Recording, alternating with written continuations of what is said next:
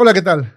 Una vez más estamos a través de este medio, llegando hasta donde están cada uno de ustedes que se toman la molestia de vernos, de escuchar estos mensajes que llevamos cada semana con el único afán de que usted pueda conocer un poco más de nuestro Señor Jesucristo, pueda conocer su palabra, pero también pueda haber un cambio en su vida, un cambio en su actitud, un cambio que será motivado por la palabra bendita de nuestro Dios, por su Espíritu Santo, pero también por la obediencia que usted ha puesto a esta bendita palabra.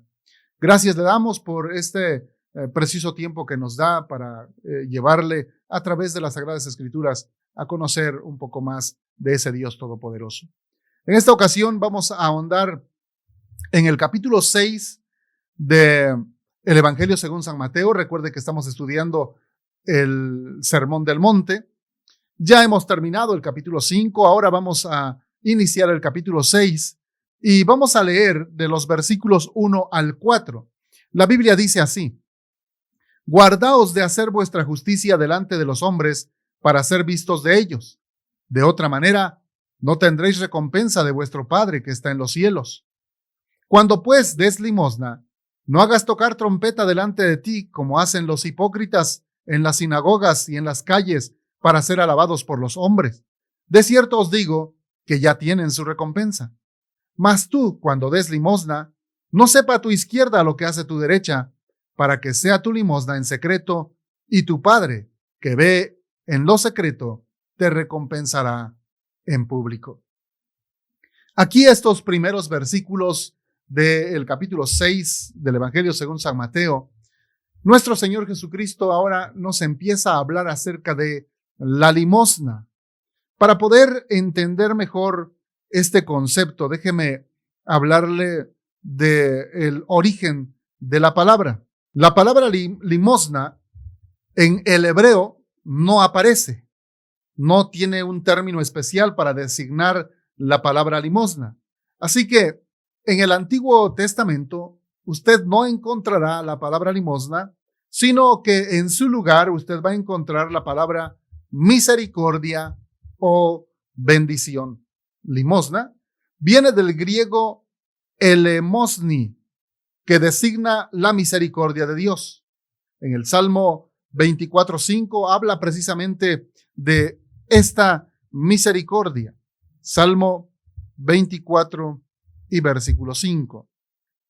La Biblia dice: Él recibirá bendición de Jehová y justicia del Dios de salvación. Aquí la palabra bendición es sinónimo de la palabra limosna. La misericordia del hombre con sus semejantes es parecido. Así que la palabra de Dios en otras porciones en el Antiguo Testamento aparecerá así sencillamente como la palabra misericordia. Un ejemplo es Génesis capítulo 47 y versículo 29. Génesis 47, 29 dice: Y llegaron los días de Israel para morir, y llamó a José su hijo y le dijo: Si he hallado ahora gracia en tus ojos, te ruego que pongas tu mano debajo de mi muslo y harás conmigo misericordia y verdad. Te ruego que no me entierres en Egipto. Aquí encontramos precisamente a Jacob, que es el mismo Israel, el padre de las 12 tribus. Él está por morir en Egipto precisamente, pero por fe, él no quiere quedarse allí en Egipto y él ordena a sus hijos a que cuando salgan de Egipto se lleven también sus huesos. Pero él hace jurar a uno de sus hijos y le dice que ponga su mano derecha debajo de su muslo, que es una manera en que ellos practicaban el juramento, y le dice: te ruego que hagas conmigo misericordia. Aquí la palabra misericordia viene a ser sinónimo de limosna, aunque en el concepto, si usted lee con cuidado esta historia, no tiene nada que ver con cómo es que aplicamos hoy esta palabra, la palabra limosna. Esta última solo es auténtica si se traduce en actos, o sea, si la limosna o la misericordia se traduce en actos. como el apoyo material a los que se hallan en necesidad o a los que menos tienen. Para toda la Biblia, la limosna o misericordia es un gesto de bondad del hombre para con su hermano. Es ante todo una imitación de los gestos de Dios. Dios es misericordioso, Dios nos ama, ha extendido su misericordia para con nosotros, enviando a su Hijo a morir por nuestros pecados para librarnos de la condenación. Y esa imitación de la misericordia de Dios es lo que usted y yo, como hijos de Dios, debemos poner en práctica. Eso es misericordia, que también podemos llamarle limosna. Para mi gusto, prefiero usar la palabra misericordia. La palabra limosna como que es una palabra hasta cierto punto despectiva, pero bueno, es así como se usa actualmente. ¿A quién le damos limosna? A los limosneros. Antes de avanzar, déjeme hacer esta pequeña aclaración. La limosna es para los limosneros, es decir, para los pobres, para los desamparados, para los que no tienen recursos. Para ellos es la limosna. Incluso la limosna es de lo que te sobra. Vamos a ver el concepto bíblico más adelante. Es lo que te sobra, es lo que te queda, es lo que ya no vas a ocupar. Muy diferente a la ofrenda, porque algunas personas todavía confunden la limosna con la ofrenda. Y la ofrenda no. La ofrenda que es para Dios, la ofrenda es especial. La ofrenda debe ser única. La ofrenda debe ser de lo mejor que nosotros tenemos para ofrecerle a nuestro Dios. Así que hay una gran diferencia entonces. La limosna es para los pobres y es de lo que nos sobra, mientras que la ofrenda es para Dios y es de lo mejor que nosotros tenemos. Ahora, la idea de la limosna es tan antigua como la Biblia misma, que desde los orígenes reclama el amor de los hermanos por los pobres. La palabra de Dios muestra de alguna manera cómo es que la limosna debería de ser una práctica entre el pueblo de Dios. Fíjese, y vamos a examinar algunas porciones de la palabra de Dios. En Levítico, capítulo 19 y versículo 9, la palabra de Dios nos dice: cuando ciegues, es decir, cuando levantes la cosecha, la mies de tu tierra, no cegarás hasta el último rincón de ella, ni espigarás tu tierra cegada. Verso 10. Y no rebuscarás tu viña, ni recogerás el fruto caído de tu viña. Para el pobre y para el extranjero lo dejarás. Yo, Jehová, vuestro Dios. ¿Se da cuenta? Está diciendo, cuando levantes la cosecha, cuando vayas a la pishka, como es que usamos ese término por acá en nuestra región, cuando vayas a cosechar, no rebusques, dice. No vayas hasta el último rincón. Deja algo exclusivamente, especialmente para los pobres. Y si hay algo que se cayó, dice, no lo recojas. Déjalo para los pobres y para los extranjeros, dice la palabra de Dios. Así que desde ahí, desde esos momentos del tiempo antiguo, ya Dios estaba dando a su pueblo ese cuidado especial que debiéramos tener hacia los pobres. Lo mismo podemos encontrar en el Levítico, ahora en el capítulo 23 y versículo 22. Dice la Biblia: cuando segareis la mies de vuestra tierra, no segaréis hasta el último rincón de ella, ni espigarás tu siega. Para el pobre y para el extranjero lo dejarás. Yo, Jehová, vuestro Dios. Nuevamente, el mismo mandamiento acerca de no cosechar hasta el último rincón y no levantar aquello que se cayó. Eso es para los pobres. Una historia en la Biblia nos ilustra de una manera muy hermosa esto que los judíos practicaban por mandato de Dios. En el libro de Ruth encontramos la historia de esa joven, precisamente Ruth, esa mujer que en alguna ocasión se casó con un hijo de esta mujer que también se menciona ahí en ese libro, esta mujer, su suegra, que se queda allí en su pueblo, en esas tierras de Moab, donde llegó a vivir con su esposo y sus hijos. Dice la Biblia que llegó algún momento en que hubo alguna situación, tal vez una pandemia, no lo sé, pero algo sucedió que murió el esposo de Noemí, murieron sus 2 hijos y por consecuencia Noemí se quedó viuda, pero también sus 2 nueras. Esas 2 nueras que ella tenía eran de ese pueblo donde había llegado a vivir, de ese pueblo de Moab.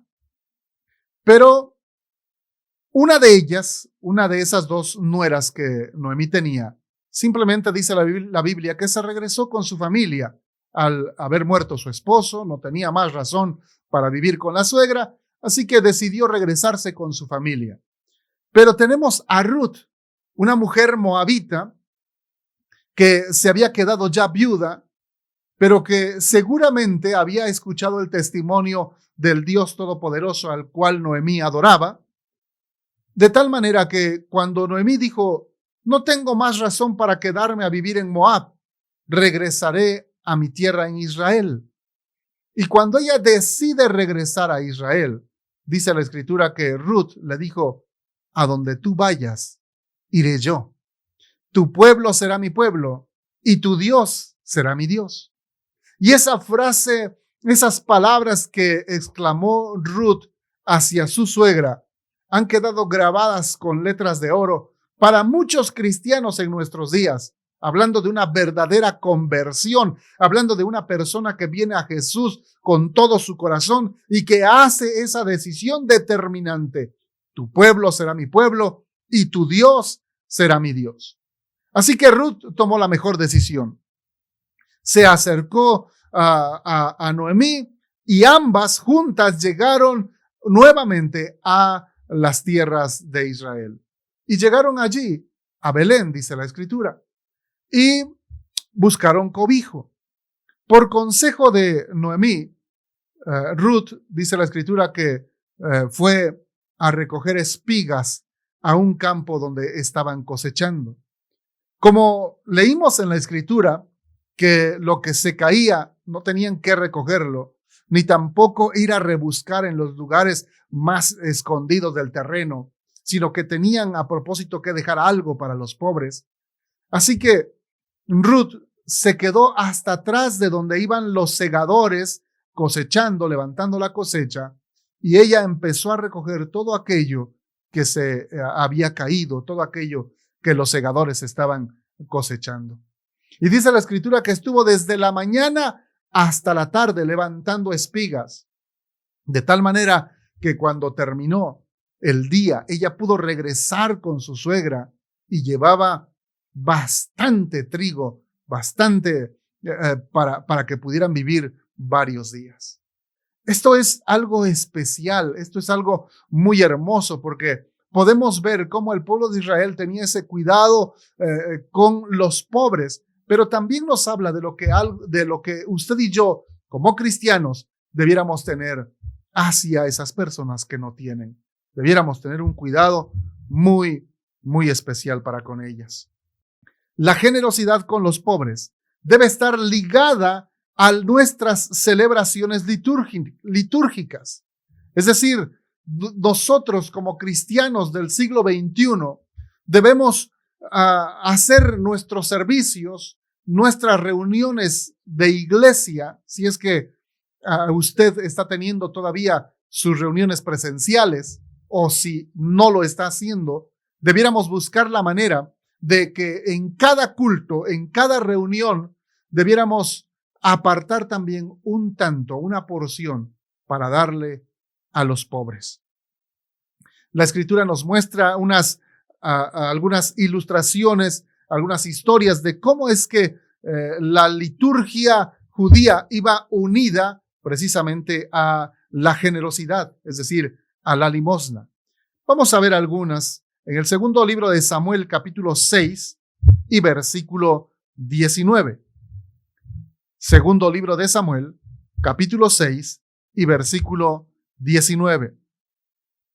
Dice la Escritura, y repartió a todo el pueblo y a toda la multitud de Israel, así a hombres como a mujeres, a cada uno, un pan y un pedazo de carne y una torta de pasas, y se fue todo el pueblo, cada uno a su casa.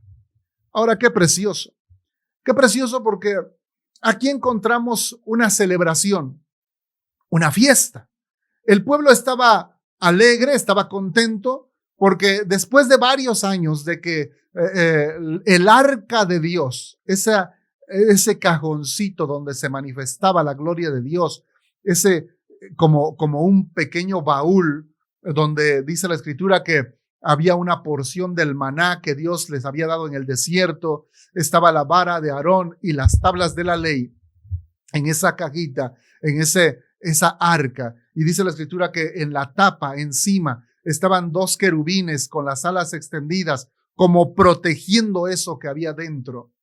Dice la Escritura que esa arca debería de estar en el lugar santísimo, en el tabernáculo, en el templo. Y allí a ese tabernáculo entraba el sumo sacerdote una vez por año para ofrecer sacrificio, ofrecer más bien la sangre, el incienso por todo el pueblo. Y cuando Dios aceptaba ese sacrificio, la gloria de Dios se manifestaba poderosamente y todo el pueblo que estaba congregado fuera del templo, fuera del tabernáculo, podía ver la gloria de Dios saliendo de ese lugar, del lugar santísimo que se manifestaba desde el arca. Desde ahí se manifestaba la gloria de Dios en forma de humo, truenos, luz, bueno, una cosa hermosa, maravillosa, preciosa.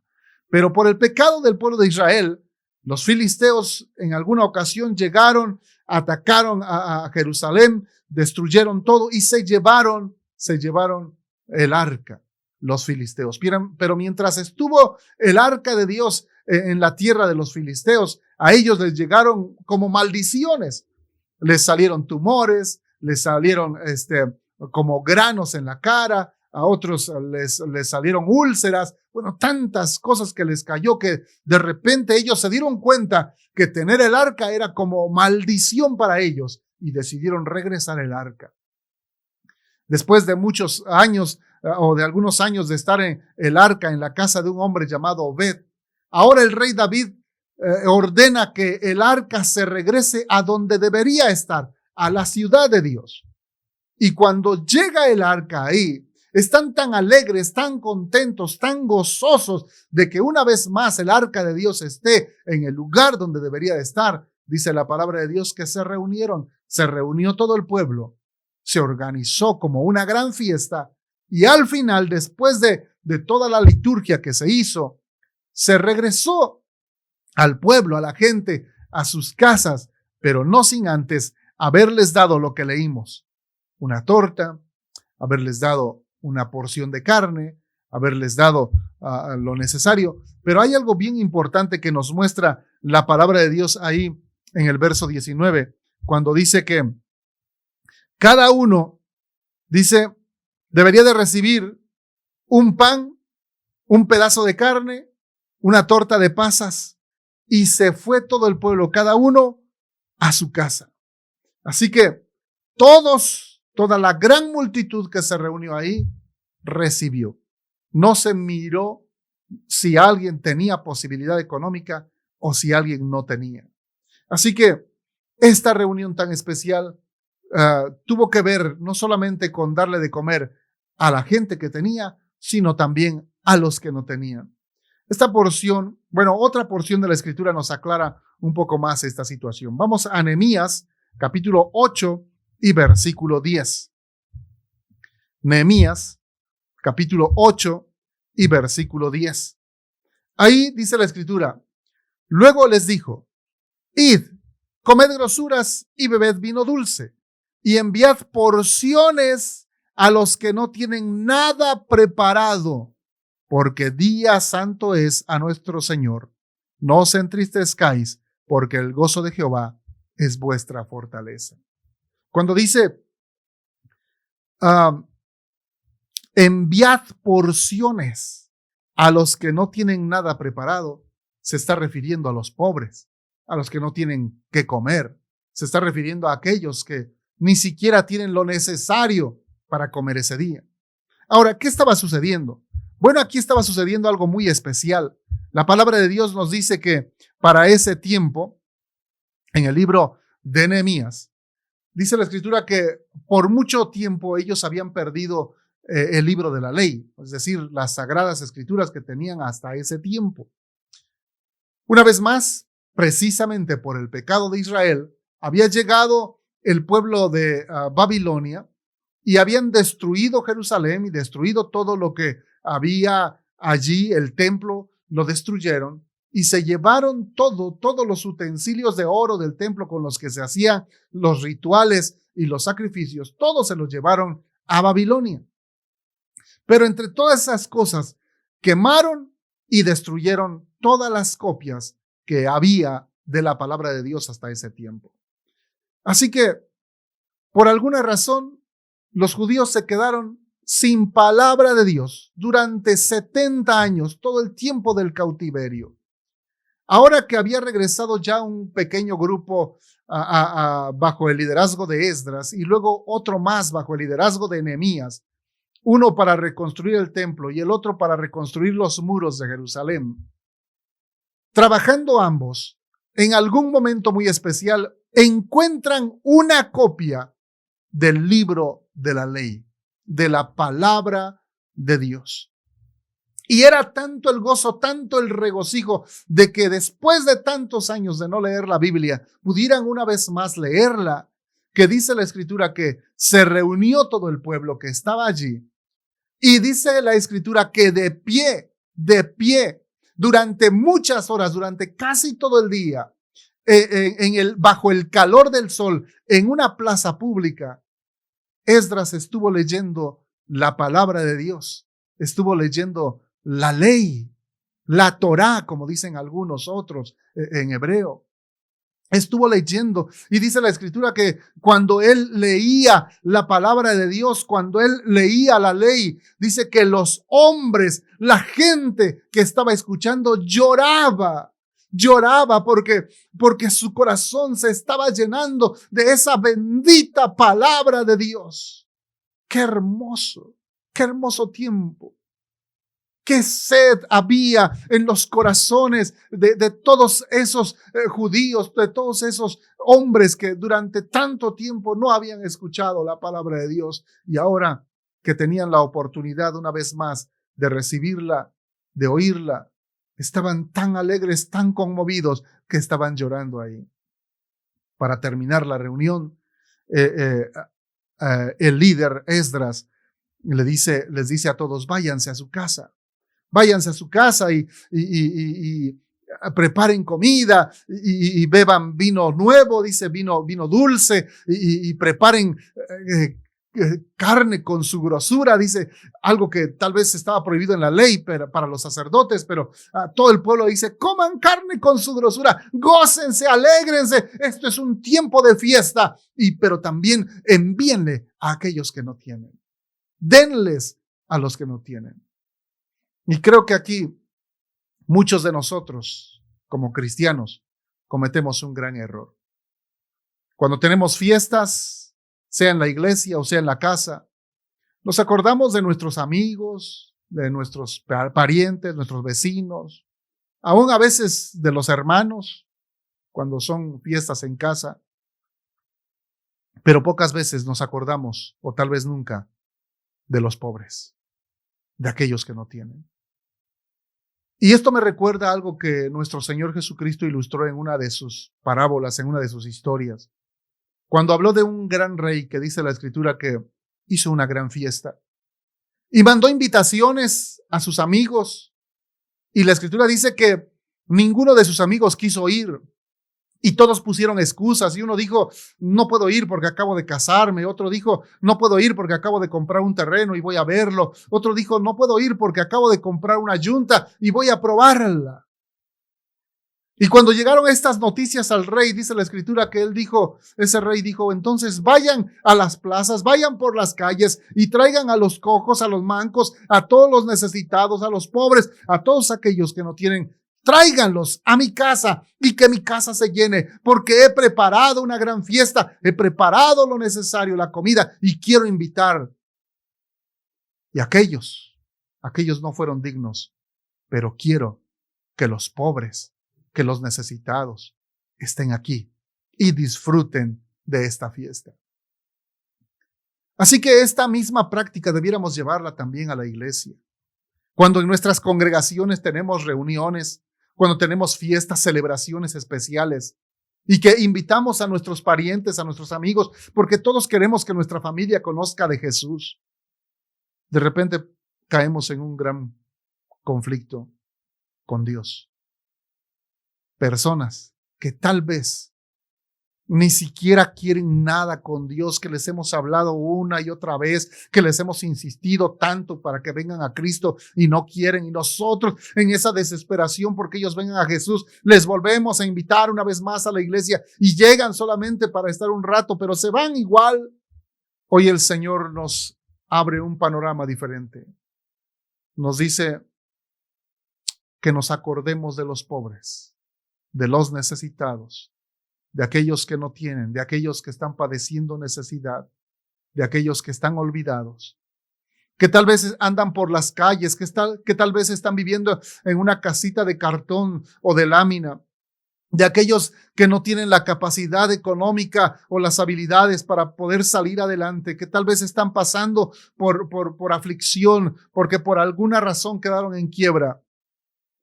Hoy el Señor nos dice que vayamos a ellos, que los busquemos y que a ellos los traigamos a la iglesia, al reino, a que disfruten no solamente la comida material, la comida física, sino que ahí podamos tener la oportunidad de compartirles a Jesús. Abramos nuestra mente, abramos nuestro corazón, pero sobre todo abramos nuestras manos para llevarles a aquellas personas que no tienen ni siquiera qué comer, que no tienen que llevarse a la boca, que están padeciendo necesidad.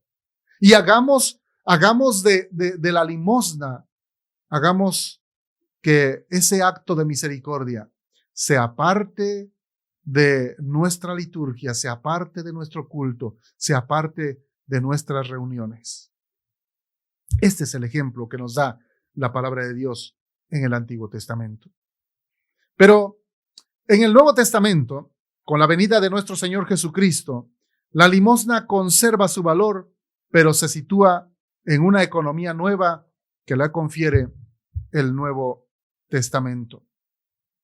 La práctica de la limosna es admirada por los creyentes, sobre todo cuando es practicada por extranjeros que son personas que temen a Dios.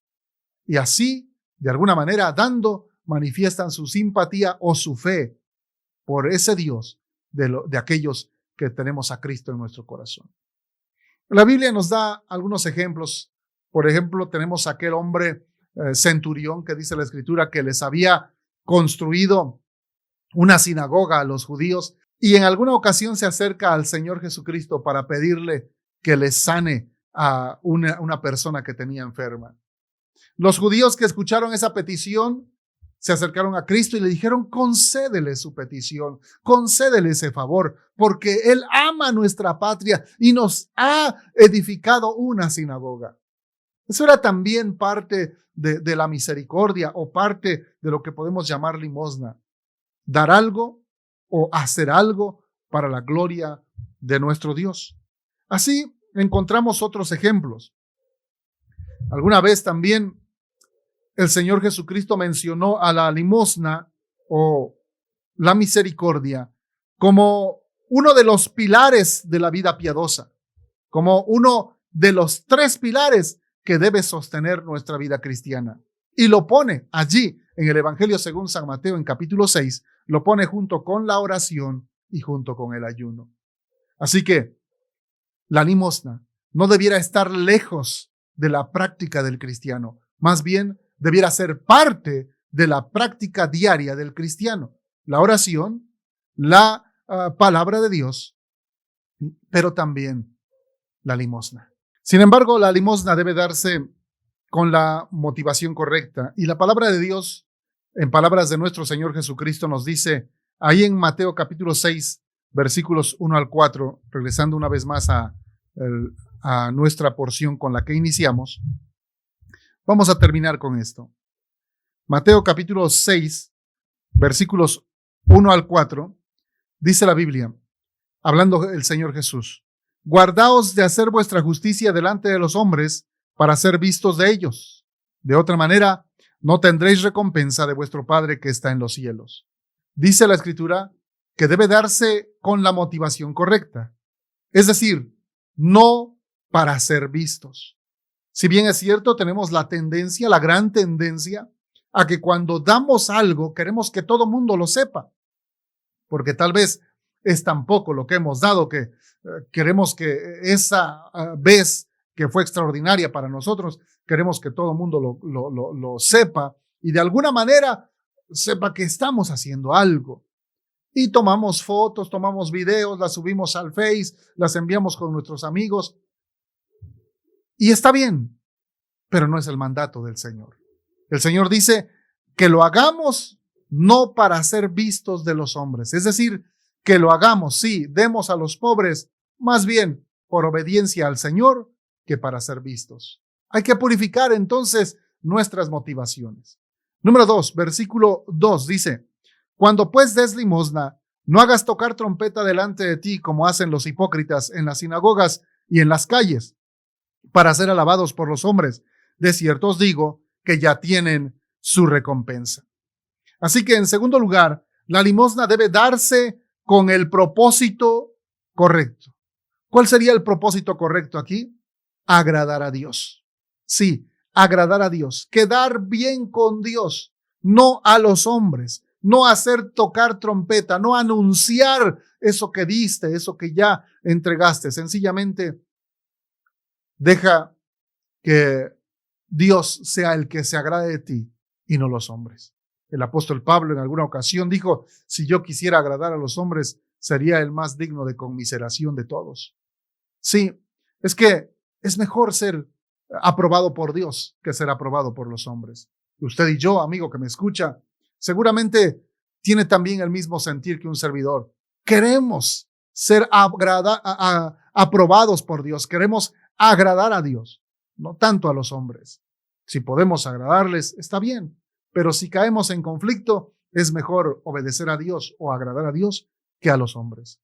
En tercer lugar, el versículo 3 dice: mas cuando tú des limosna, no sepa a tu izquierda lo que hace tu derecha. Esto quiere decir que debe darse con discreción. De hecho, los 3 versículos anteriores nos están diciendo lo mismo.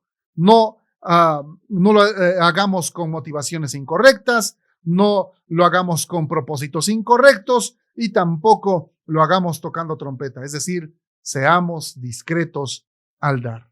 En cuarto lugar, el versículo 4 dice: para que sea tu limosna en secreto, y tu Padre que ve en lo secreto te recompensará en público. Así que cuando lo hacemos bien, cuando lo hacemos a la manera de Dios, cuando somos obedientes a la palabra de Dios y a cómo el Señor nos instruye a hacerlo, y damos limosna con la motivación correcta, con el propósito correcto, con discreción, Dios nos va a premiar. Sí, yo sé que hay gente que desde el momento en que dispone dar, lo hace con la motivación incorrecta, lo hace suponiendo o creyendo que si va a dar es porque Dios le va a devolver mucho más.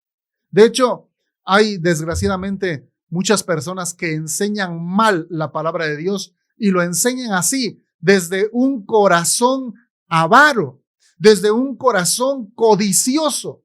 Y si les motivan a otros a dar, si les enseñan a otros a que siembren, a que den a los pobres o a otras personas, lo están haciendo con el propósito de recibir mucho más de lo que están dando. Esa ya es una motivación equivocada. Ese no es el plan de Dios. Si vas a dar, deja que Dios vea tu corazón, deja que Dios pruebe tu vida y deja que Él sea el que te premie. No esperes recibir algo a cambio. No esperes recibir 100 veces más. No lo hagas con motivaciones de avaricia o de codicia. Dalo, porque a través de esta práctica, lo que aprendemos en la palabra de Dios es que Dios quiere derribar de tu vida un Dios que va en conflicto directo con nuestro Dios Todopoderoso, el Dios del dinero. Y Dios quiere que el Dios del dinero quede derribado, fuera totalmente de tu vida, y que tú estés enfocado totalmente a servir y agradar a ese Dios que te salvó, que te perdonó, que te dio vida eterna. A ese Dios que venció a la muerte, que resucitó al tercer día, que vive para siempre y que te ama y que quiere lo mejor para ti. Amigo que me escuchas, déjame terminar orando por ti. Quiero pedirle a Dios que Él arranque de tu corazón toda avaricia, toda codicia, todo amor al dinero, y tú aprendas a amar a Dios por sobre todas las cosas, con un corazón sincero, con un corazón puro.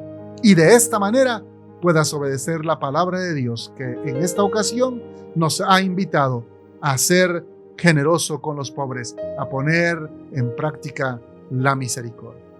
Oramos.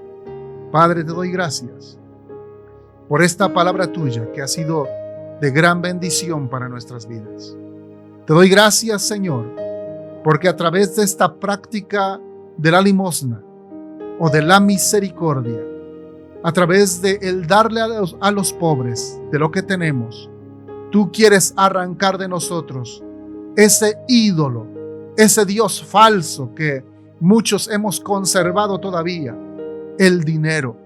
Porque muchos todavía amamos tanto el dinero que nos dejamos guiar por él. Si tenemos dinero, hacemos esto, y si no tenemos dinero, no lo hacemos. Pero hoy, Señor, queremos derribar ese ídolo en el nombre de Jesús. Y queremos, Señor, empezar a practicar el don de la misericordia para bendecir a otros. Pero queremos hacerlo con motivación correcta, esperando, Dios, ser agradables a ti y no a los hombres. Señor, ven a nuestro corazón una vez más.